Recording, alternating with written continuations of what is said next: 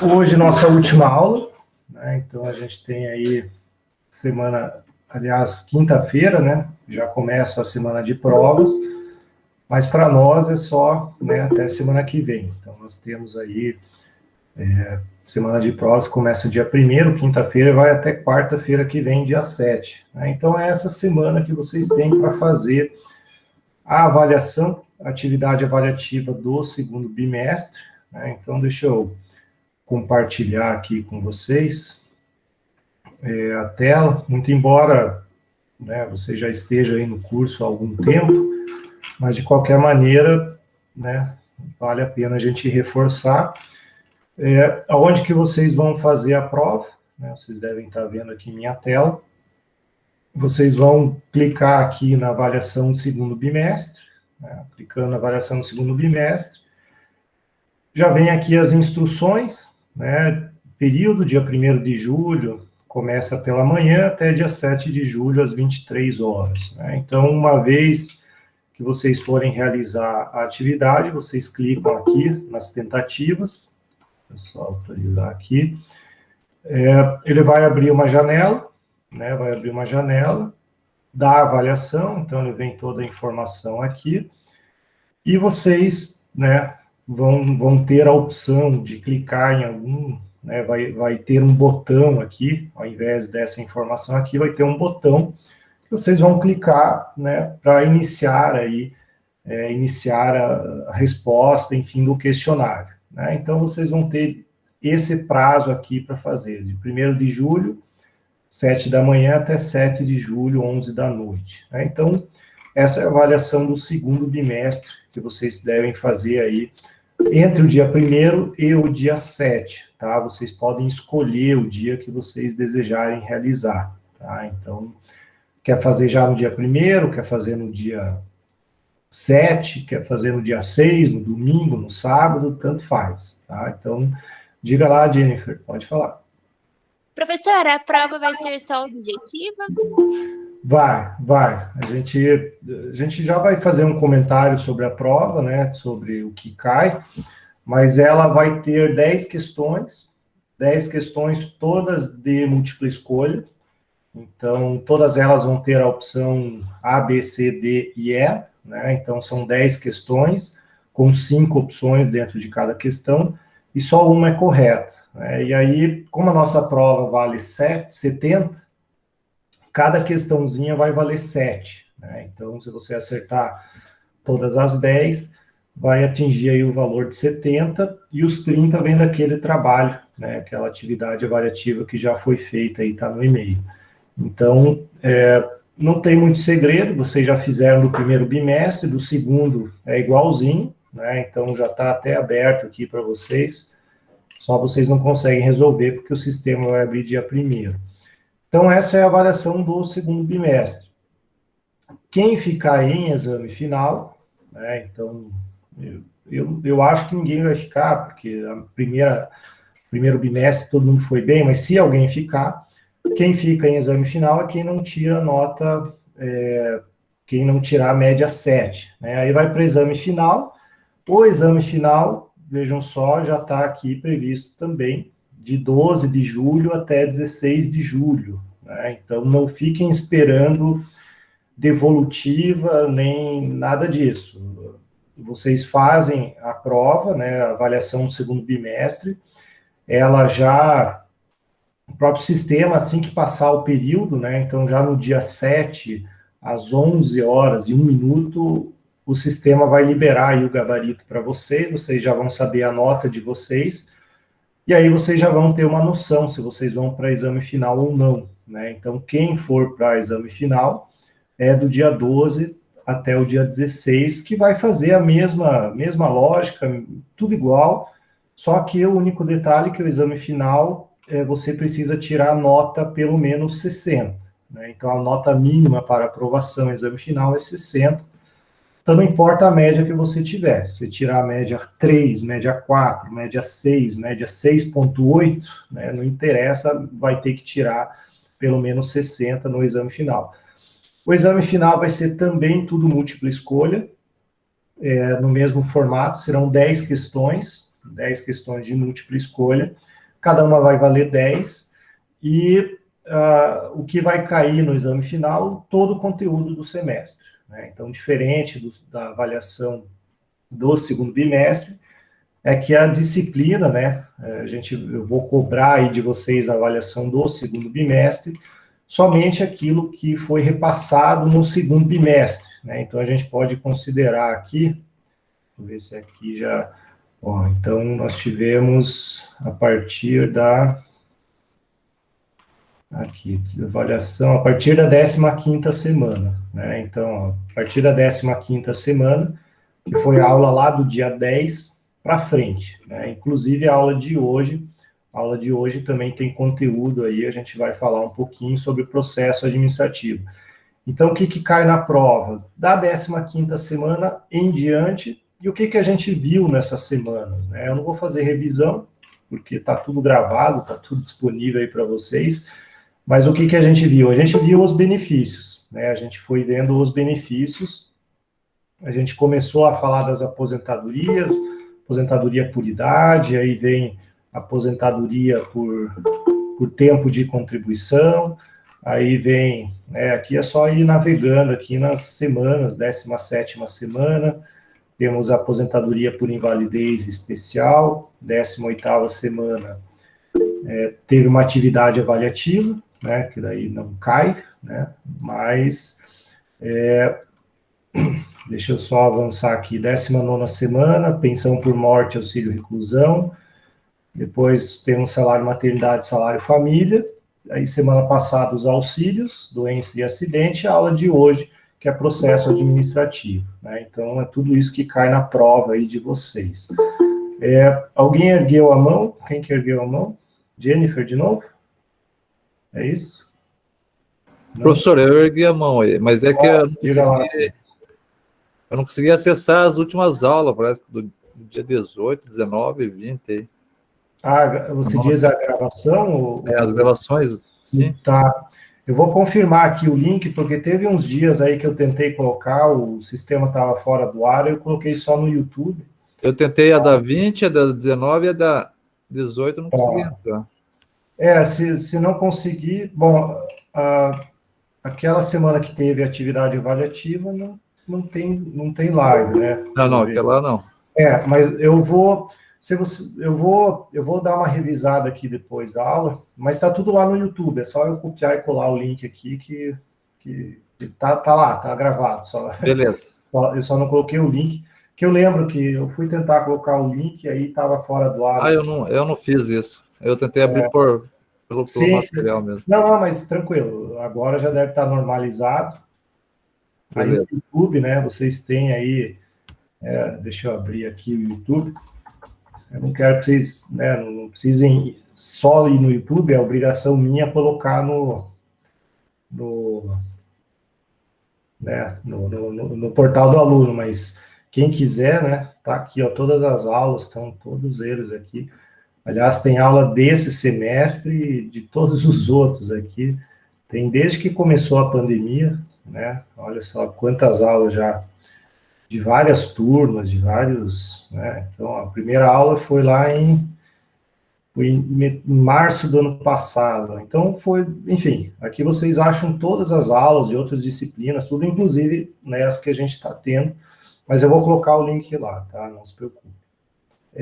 Bom, então vamos avançar aqui, deixa eu interromper o compartilhamento. Então essa parte da avaliação vocês já conhecem, já sabem, não tem segredo eu ficar falando tudo de novo, né? Então, só caprichem aí para, enfim, né, vocês passarem por mais essa disciplina e aí já caminharem para os finalmente, né? Semestre que vem muitos de vocês já estão no último. Bom, o que a gente vai falar hoje para fechar, né? Para a gente fechar aí o conteúdo, eu vou compartilhar com vocês. A gente vai falar um pouquinho sobre processo administrativo. Tá? Processo administrativo, a gente já viu todos os benefícios, né, que são gerenciados aí pelo INSS, pagos, né, e geridos pelo INSS. Então, hoje a gente vai dar uma olhadinha como que é o procedimento, né, bem por cima, claro, a gente não vai aprofundar, mas a estrutura básica desses procedimentos aí que tramitam pelo INSS. Processo judicial é o processo civil, não existe um processo judicial previdenciário. Então, a gente usa o CPC. Então, na parte judicial não tem aí tanto segredo. A única coisa que vai, de certa maneira, influenciar na parte do juizado, da justiça, né, do judiciário, é que, principalmente o juizado especial aqui de Curitiba, eles exigem que você primeiro tente resolver na esfera administrativa. Então, você primeiro precisa de um pedido administrativo para depois você entrar com o pedido judicial, né? Então, se você ir direto no judiciário, a não ser que, né, você esteja questionando uma portaria, uma instrução normativa interna do INSS, aí você não precisa perder tempo com o processo administrativo, aí você pode ir direto para o judicial. Mas toda essa parte de concessão de benefício, essa parte você precisa fazer o requerimento no INSS, a gente já vê aqui como é que faz. Aí tem duas hipóteses, três na verdade, né? Uma é eles concederem, né, aquilo que você pediu. Se eles concedem aquilo que você pediu, você não tem por que entrar com ação judicial, né? Então você não tem legitimidade, então você não vai entrar. Eles podem negar teu benefício, aí você vai para o judiciário, né? Você pode ou entrar com recurso administrativo ou ir para o judiciário, que acaba sendo condição para ação, né? Requisito para entrar com a ação. Ou a terceira hipótese é simplesmente eles demorarem para analisar teu pedido. Aí você também tem autorização aí para entrar com a ação no judiciário, muito mais questionando a demora, né? Em razão da demora do INSS, você entra com a ação judicial, né? Então, são hipóteses aí possíveis de você entrar.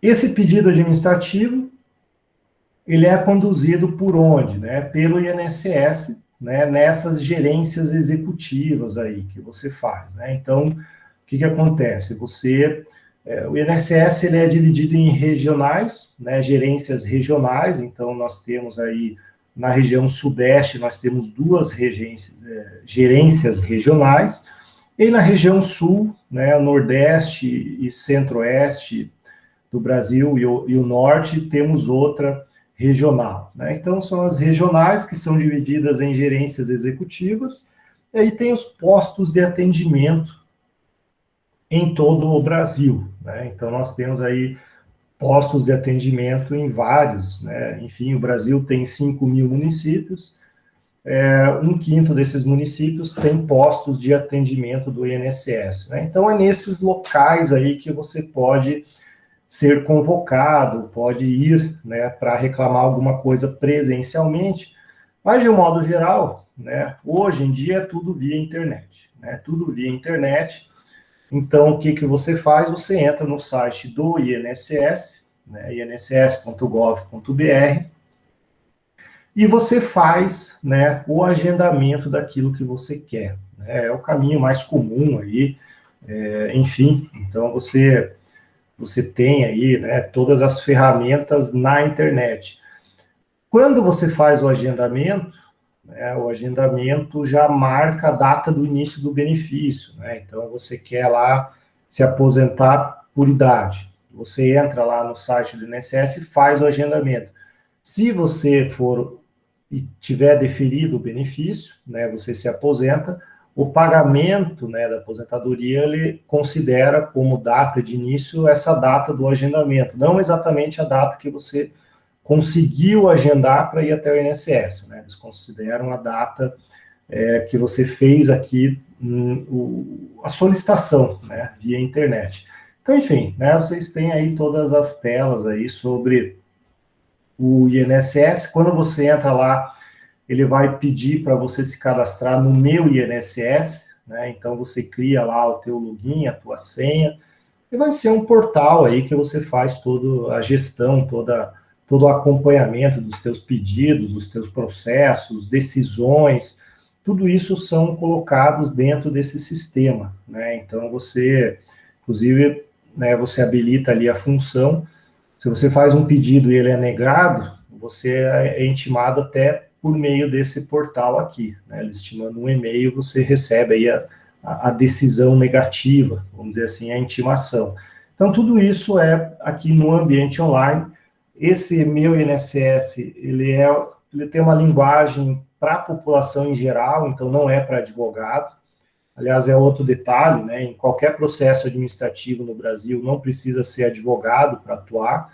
Então, qualquer pessoa aí pode, né, enfim, fazer sozinho, ou se fazer representado, né? Você pode pedir ajuda para alguém que conhece isso daí, que não precisa ser advogado necessariamente, né? Você pode dar uma procuração para um terceiro, para ele te auxiliar, não precisa ser advogado, né? Então, não tem segredo aqui para mexer nesse sistema.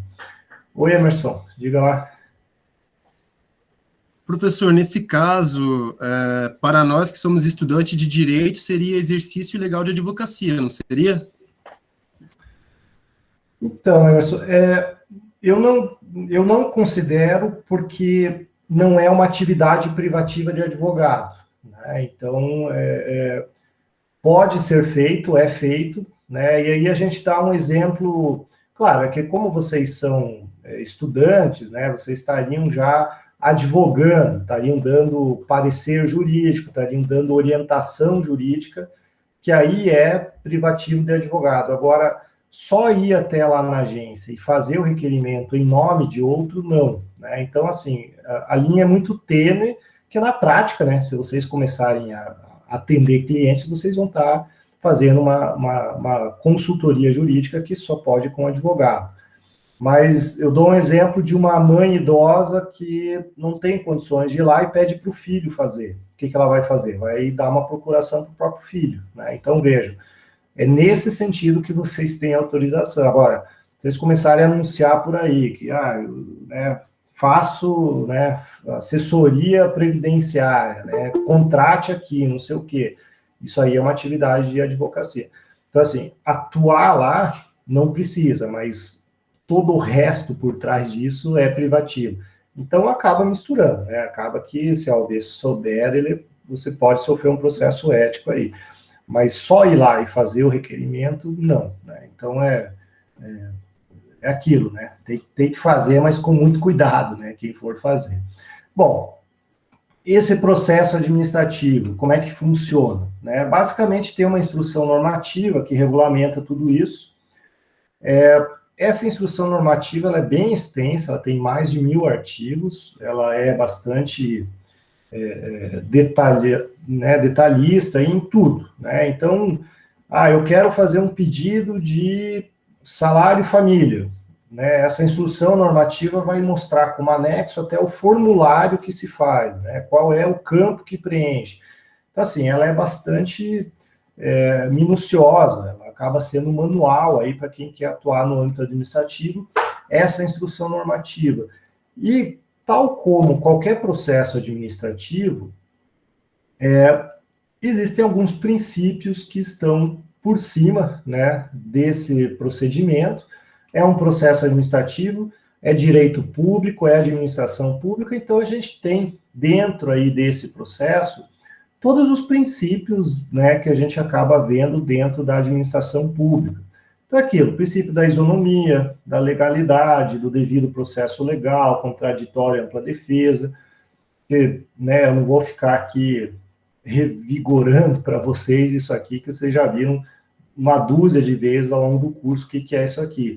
Princípio da oficialidade, que é uma vez você feito o requerimento, precisa ser respondido, né? Nem que seja uma resposta de indeferimento por falta de documentação, mas eles precisam dar uma resposta. O informalismo procedimental, né? Isso aqui é próprio do processo administrativo de um modo geral, diferente do judicial, que tem forma, tem, né, requisitos obrigatórios, tem etapas que não se podem alterar. No processo administrativo, ele é mais informal, né? Então, por exemplo, você pode ir até lá e, pessoalmente, prestar declarações. E aí isso é colocado numa ata e veja, não é uma audiência, não, você foi lá e prestou declarações, o perito do INSS pede lá documentos, você vai lá e presta, entrega esses documentos, aí volta. Então, assim, existe todo um informalismo, né? Isso não significa que não é colocado por escrito, né? Então, cuidado que o informalismo não significa que vai ser oral de qualquer jeito, né? O que existe é um rigor muito menor aí do que o processo judicial. Por que isso? Porque, na verdade, o que o processo administrativo busca é a verdade material. A verdade material, ela se contrapõe à verdade formal, né? Então, veja, enquanto que num processo judicial, o juiz só pode decidir com base naquilo que tem no processo, né, nas provas, na verdade material, não, né? Na verdade material, o agente ali do INSS, ele pode olhar aquelas provas e olhar assim, puxa vida, mas eu não estou convencido, tá faltando alguma coisa, mas ao invés de deferir esse pedido, eu vou pedir de novo, né? E dar uma nova intimação para a pessoa complementar algo. Veja, no judicial não pode. Se o juiz fizer isso, ele está violando o devido processo legal.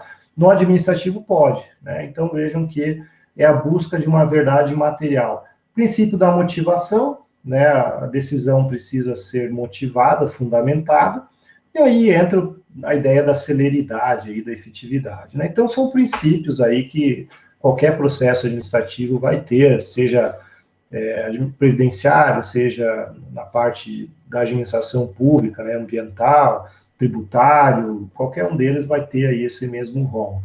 Mas, basicamente, o processo administrativo ele vai ter 4 fases, né? A primeira fase postulatória, inicial, em que você faz o requerimento.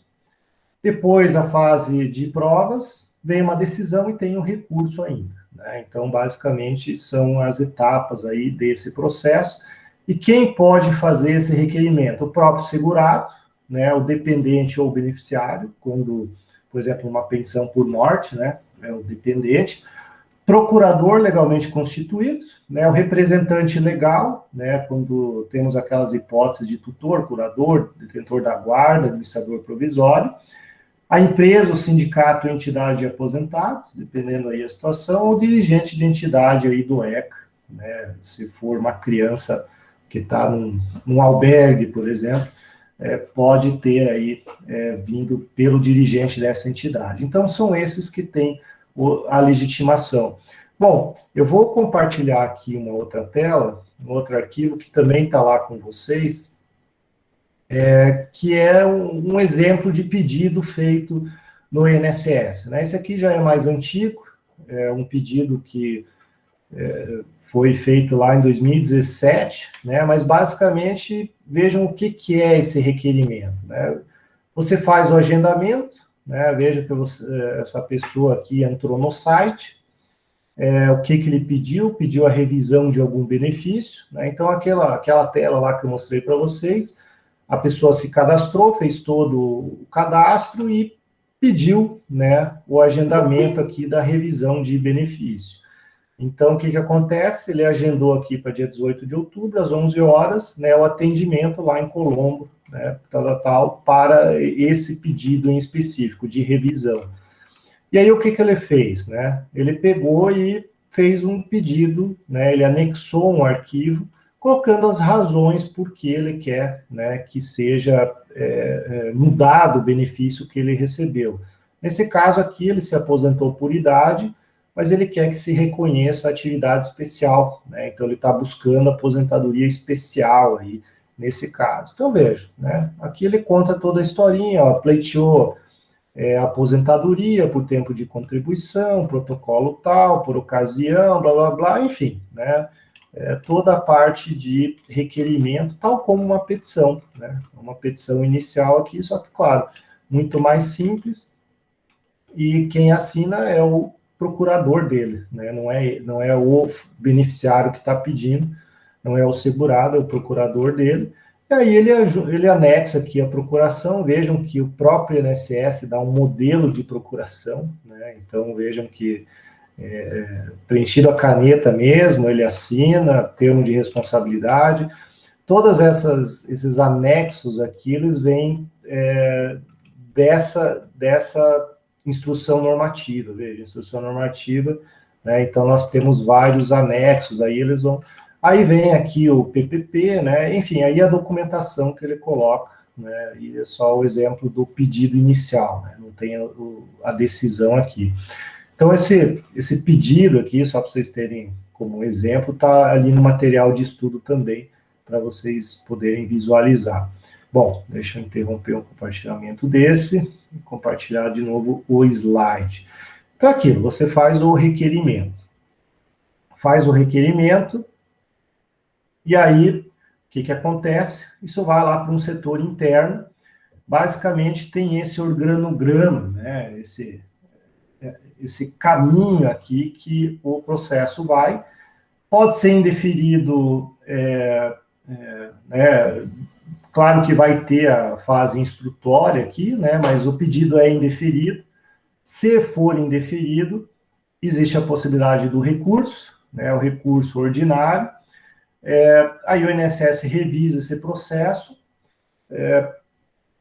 pode ele revisar de ofício, né, mas o caminho mais normal é que eles mantenham o indeferimento e eles emitem aí um despacho dando o porquê mantém o indeferimento e mandam isso daí lá para o Conselho, né, da Previdência Social lá em Brasília para analisar, né. Então a gente tem aí essa possibilidade que é um pouco diferente, né, do processo judicial. O processo judicial, se é indeferido, né, se o teu pedido é improcedente, você protocola o recurso, o juiz jamais pode se retratar, né? O juiz não se retrata de uma sentença.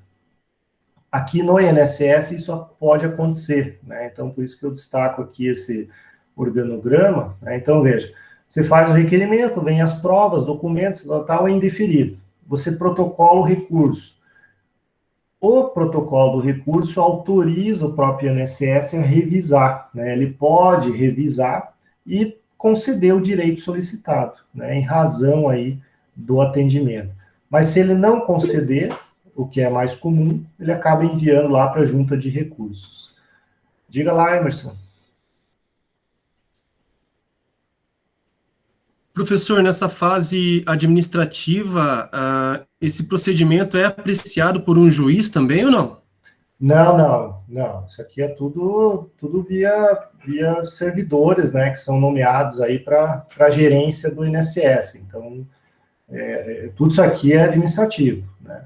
O que acontece assim, se o INSS indefere aqui, você já pode ir para a justiça, né? Você pode, com esse indeferimento, você pensa, eu não vou mais perder tempo aqui no INSS, eu vou direto para o juizado. Então, você pega a cópia disso daqui e corre lá no juizado.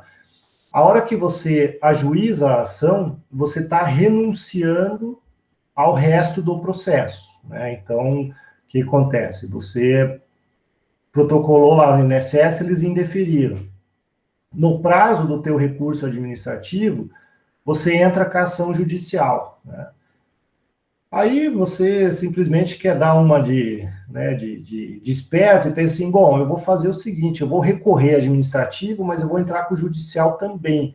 Então, o que eu ganhar, estou no lucro, né? Vou fazer os dois.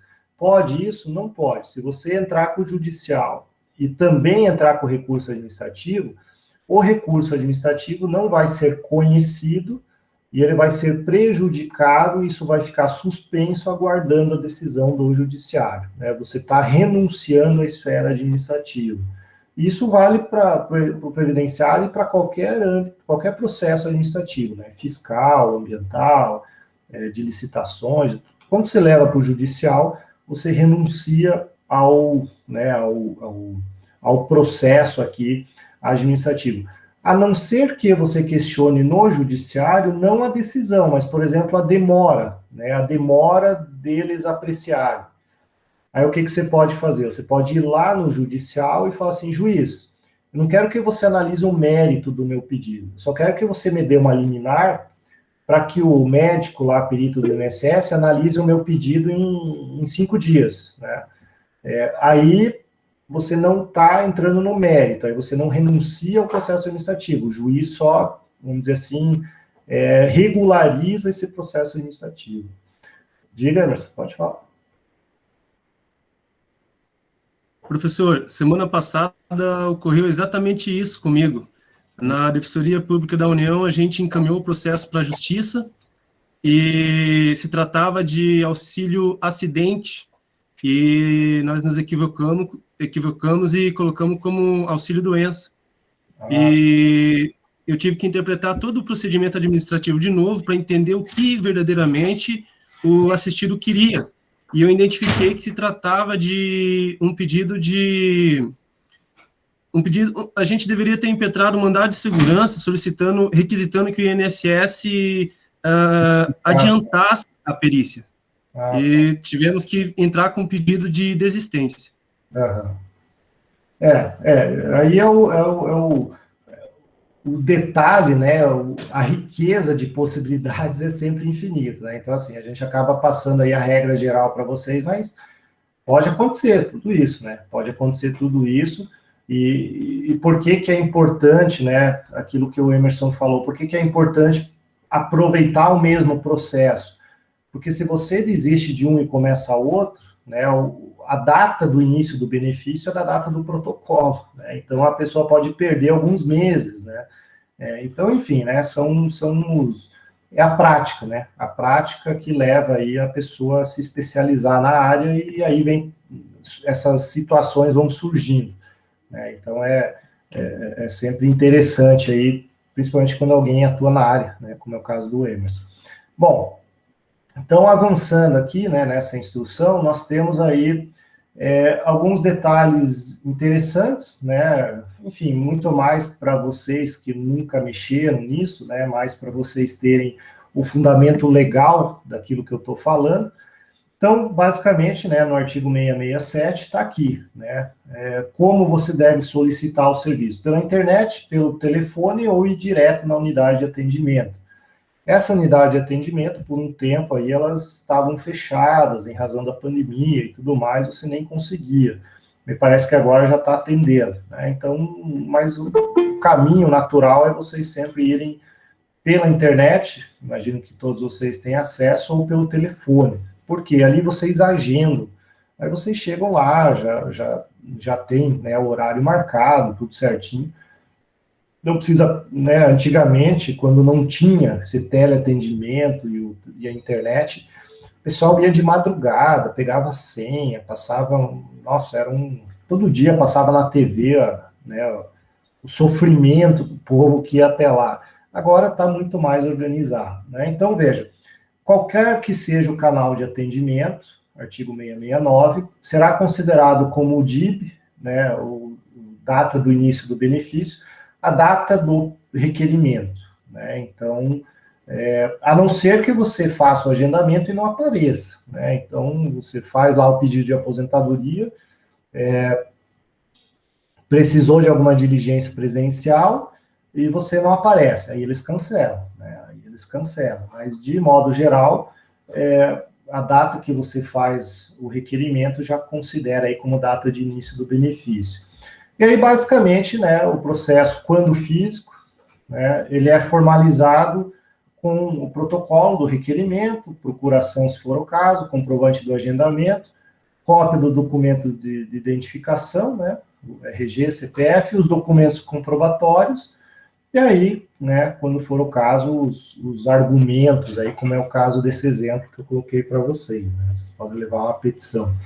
Então, basicamente, esse é o começo, né, o protocolo inicial. Uma vez feito esse protocolo, o que é bem comum, né, é que as pessoas não levem tudo aquilo que o INSS precisa para analisar. Teu pedido vai ser negado? Não, né? Dentro da lógica da verdade material, o que vai ser feito, né? Então, veja, artigo 678, a apresentação de documentação incompleta não é motivo para recusa do requerimento.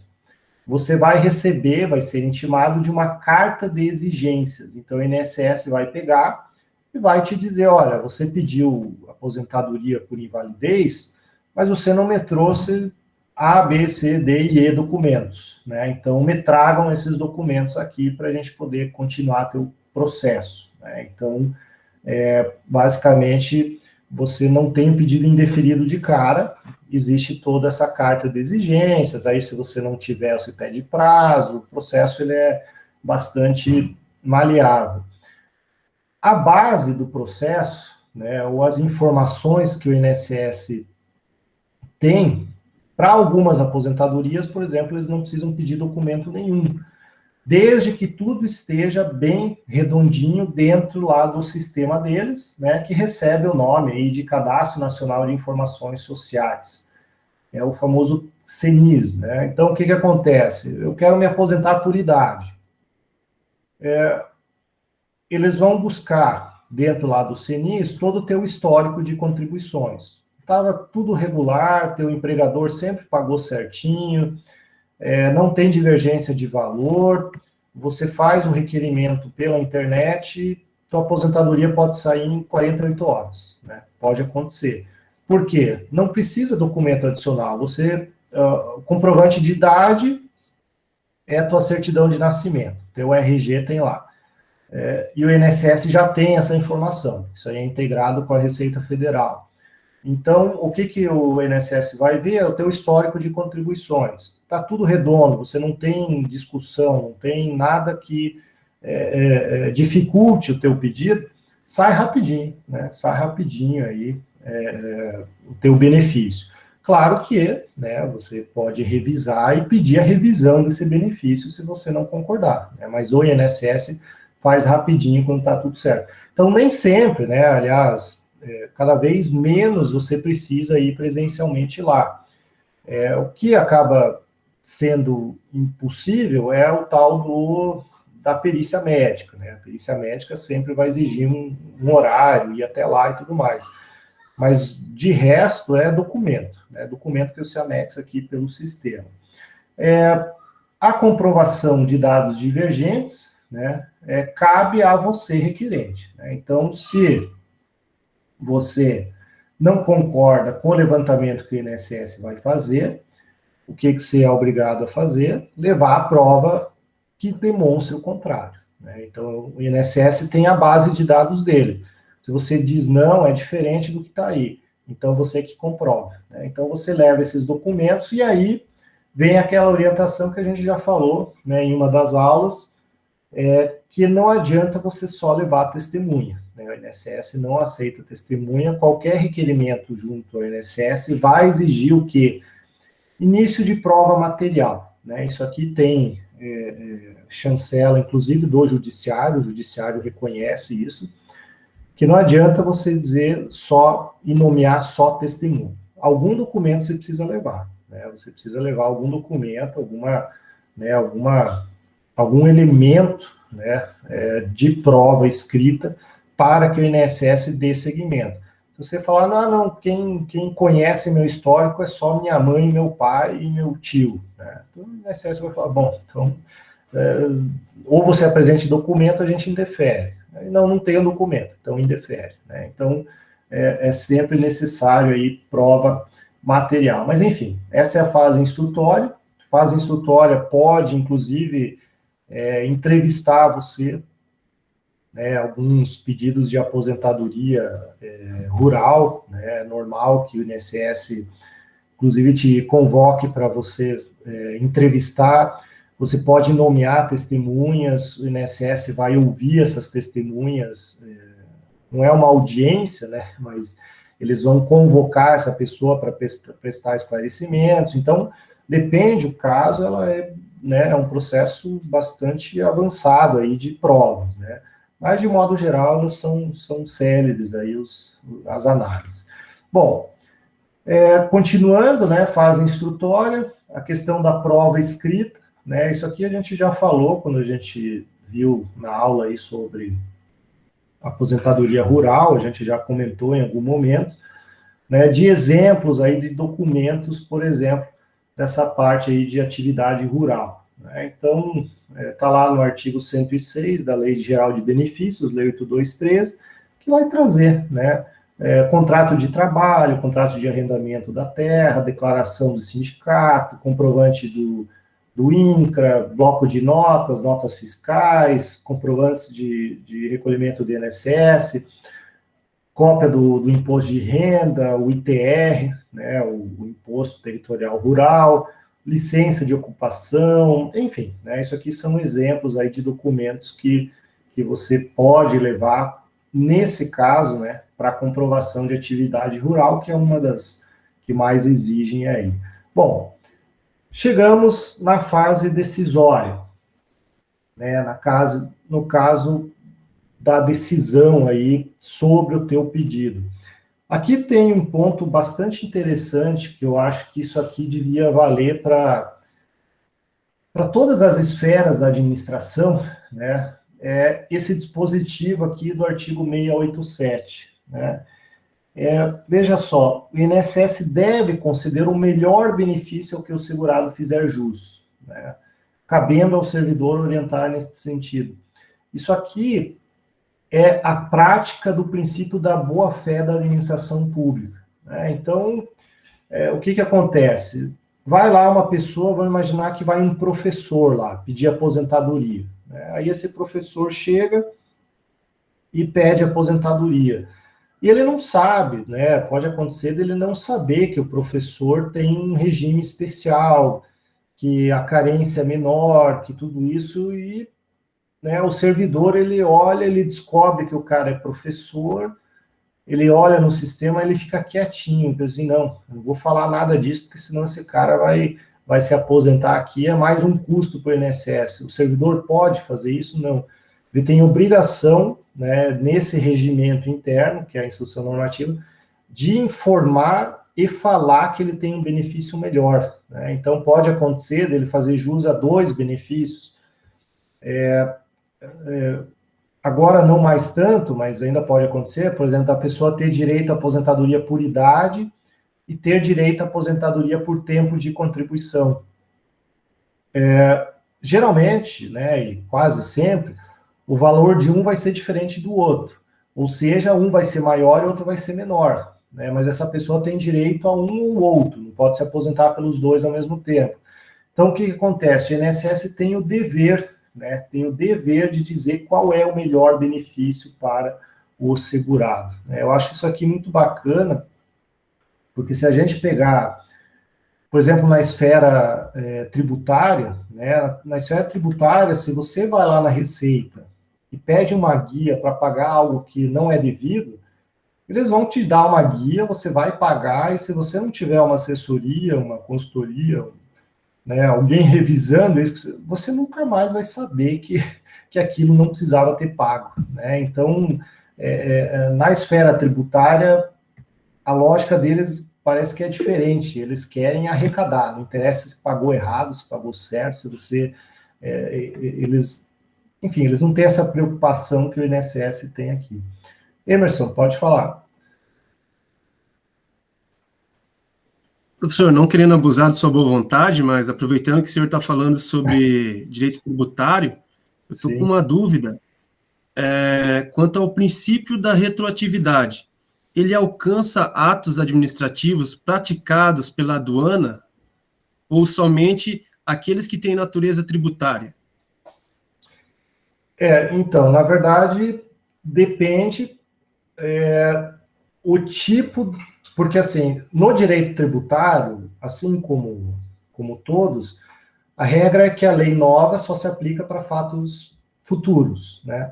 A não ser que ele seja um fato que o direito tributário chama de pendente, né? Fato pendente, que aí é aquele que a gente considera que ainda está sob júdice, né? Então, sob júdice, sim. Então, você teve um problema lá na aduana, está com a tua mercadoria apreendida ou qualquer coisa assim, você entra com um pedido administrativo, aí esse teu pedido administrativo é negado, você entra com um judicial, no meio do processo judicial muda a lei, né? Então aí você pode se aproveitar da lei mais benéfica, né? Então nós temos essa lógica quando é o tributo, né? Agora nós temos um detalhe no direito tributário, que um monte de discussão se refere à infração, multas, juros moratórios e tudo mais.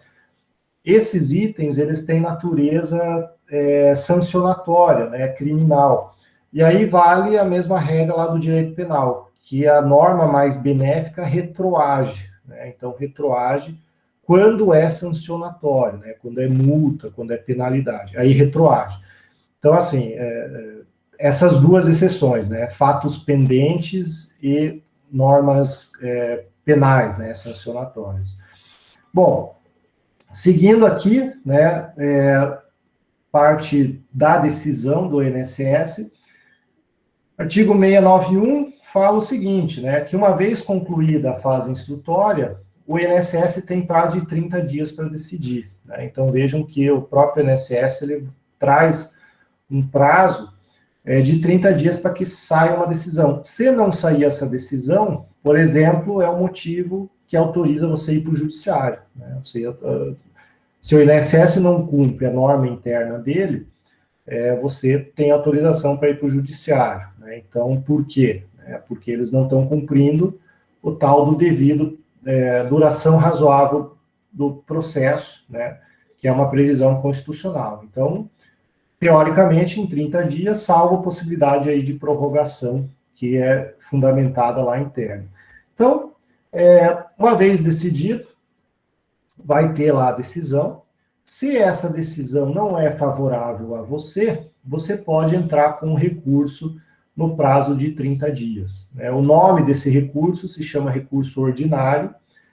Você direciona isso à Junta de Recursos, né, da Câmara de Recursos da Previdência Social, que é um órgão que fica em Brasília. O protocolo é eletrônico, é via site, você não precisa, né, não precisa ir até Brasília, nem nada disso. É como se fosse uma apelação, né? Vocês que têm aí processo civil, é como se fosse uma apelação, você protocola um recurso ordinário, não tem custas, né? Não tem custas, não precisa pagar nada, é só protocolar, você não precisa garantir nada, a única coisa que você precisa cumprir é o prazo de 30 dias, né? Então, você tem 30 dias aí para fazer esse protocolo. Bom, isso aqui vai para uma junta recursal lá de Brasília. Eles vão analisar esse recurso. De lá, tem uma outra possibilidade? Tem uma outra possibilidade, né? Mas é bastante restrito, é pouco usual, mas existe ainda o recurso especial, né? Existe ainda o recurso especial, mas que na prática é muito pouco utilizado, porque quando, né, quando a Câmara julga em segunda instância, geralmente o pessoal vai para o judiciário, quando é decisão negativa. Mas pode, né, você tem essa opção do recurso especial aí, mas ele é bastante restrito e basicamente quando eles violam, né, jurisprudência ou enunciados do próprio INSS, né? Então, essa Câmara, ela profere julgamentos, acórdãos, alguns entendimentos são colocados em enunciados dessa própria Câmara, tudo. Então, quando tem divergência de entendimento, é possível aí o recurso especial com acesso mais restrito, tal como a gente vê no judiciário, né? O recurso especial tem esse nome, né, especial extraordinário, porque teoricamente não é toda a hipótese, são as hipóteses taxativas aí, passíveis, né, de interposição, como é o caso aqui do artigo 540 do regimento aqui da instrução normativa, né? Então tem essas hipóteses. Bom, e aí o recurso, né, tá aí até no site, né, ele tem o recurso aí, você clica lá no Meu INSS, né, você acompanha o teu processo, você clica lá em solicitar o recurso, você manda tudo por aqui, né, tudo pelo site. Então, esse é o recurso, é o processo administrativo do INSS, né, só para vocês terem uma visão geral, para vocês terem aí uma ideia de como funciona junto ao INSS. Claro que na prática não é tudo tão bonito assim, muitas vezes você não consegue ligar, o sistema cai, não te atendem. Tivemos aí um episódio bastante emblemático na virada da reforma previdenciária, né, que a lei mudou, mas o sistema não. Então, o INSS simplesmente parou os atendimentos por 3 meses, até que mudassem o sistema. Então, isso gerou um represamento de pedidos enorme, eles demoraram isso, até hoje não está 100%.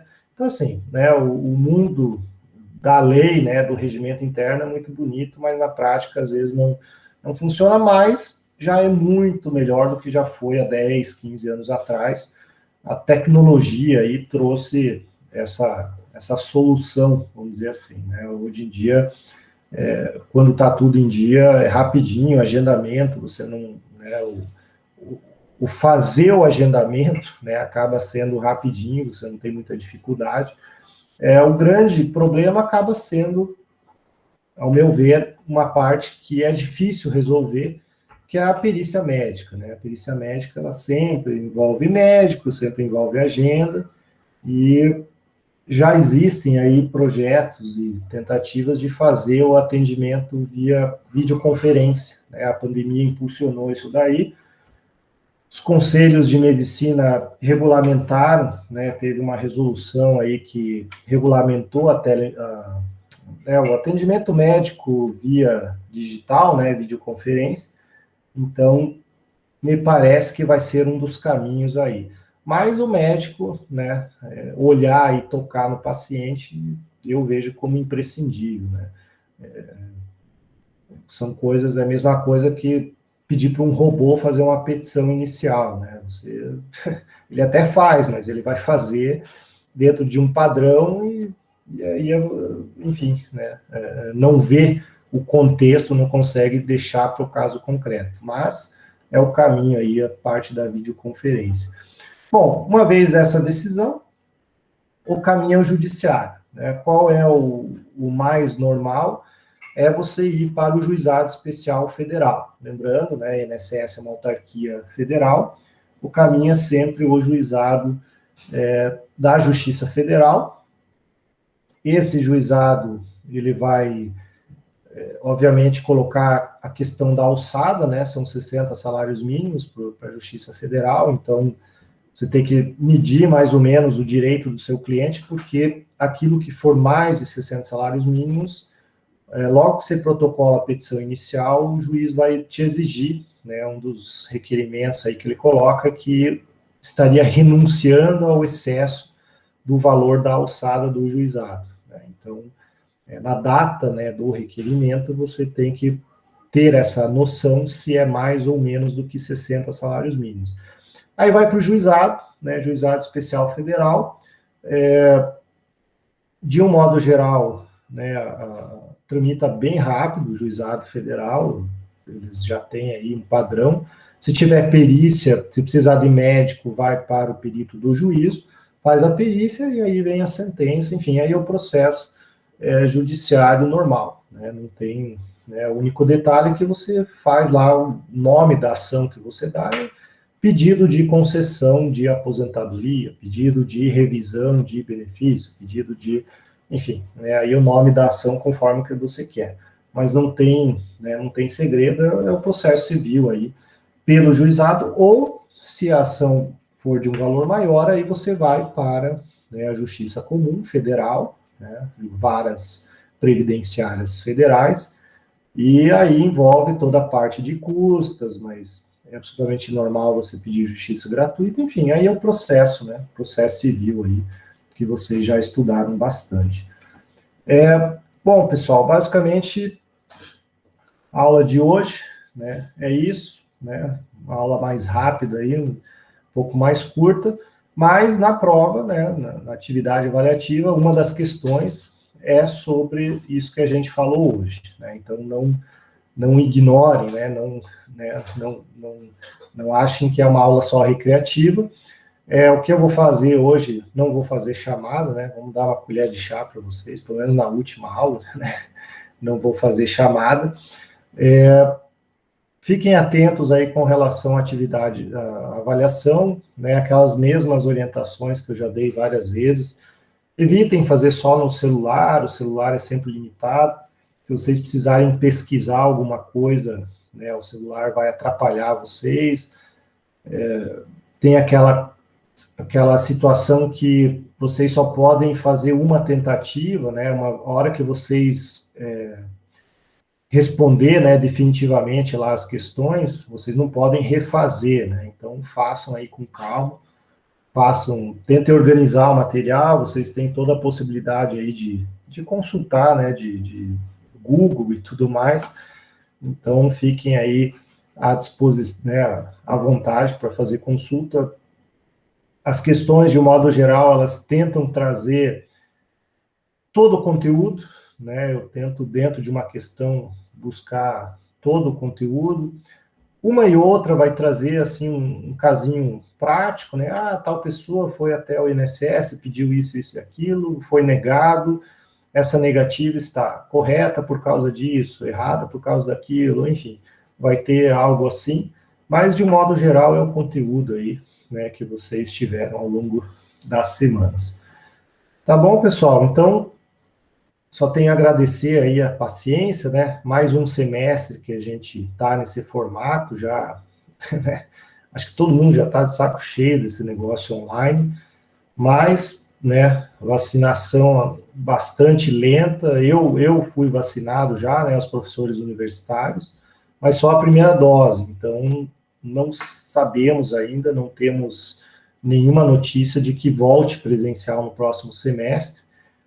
Até o professor Rafael acabou de ter alta, ele estava internado por Covid, né, então ele estava aí, então vejam como é perigoso, né, mesmo vacinado aí, ele estava internado, e então assim, ao que tudo indica, vai continuar nesse modelo online, né, mas aí depende aí das medidas sanitárias. Está todo mundo louco para ir para a sala de aula, pelo menos os professores, né? Não sei os alunos. Às vezes os alunos estão gostando, porque está todo mundo em casa, está todo mundo, esse frio danado aí, está em casa, no sofá, né? Quente, mas enfim. Normal, né? A gente está em sala de aula, pode acontecer, mas não tem nada, absolutamente nada sinalizando aí se a gente volta ou não, tá? Então, eu só tenho a agradecer mais um semestre aí que vocês me aguentaram, né? Eu sei que a turma de vocês já é a terceira ou quarta vez que estão me aturando. Vamos ver semestre que vem, né? Semestre que o professor Rafael ainda não fez a grade horária do semestre que vem, vamos ver o que vem pela frente. Mas, de qualquer maneira, agradeço aí a paciência, agradeço a frequência, né? Bem legal a turma de vocês, sempre bastante gente na aula, sempre turma praticamente cheia, né? Aqueles que estão matriculados e acompanhando estão aí, a grande maioria com a câmera aberta, né? E, então, foi muito bacana aí passar esse semestre com vocês, uma turma bastante engajada, né? Todo mundo no horário, chegando no horário, todo mundo aí participando. Tá bom, pessoal? Então, boa sorte nas avaliações, espero que ninguém fique em exame, né? E aí a gente se encontra por aí. Tá bom, pessoal? Então, muito obrigado, uma boa noite, né? Uma boa noite. Valeu, se cuida, professor. porque vai fazer um frio danado, né? Mas a gente sobrevive. Tá bom, pessoal? Obrigado, Então, valeu. professor. Boa noite, professor. Valeu, boa noite, professor.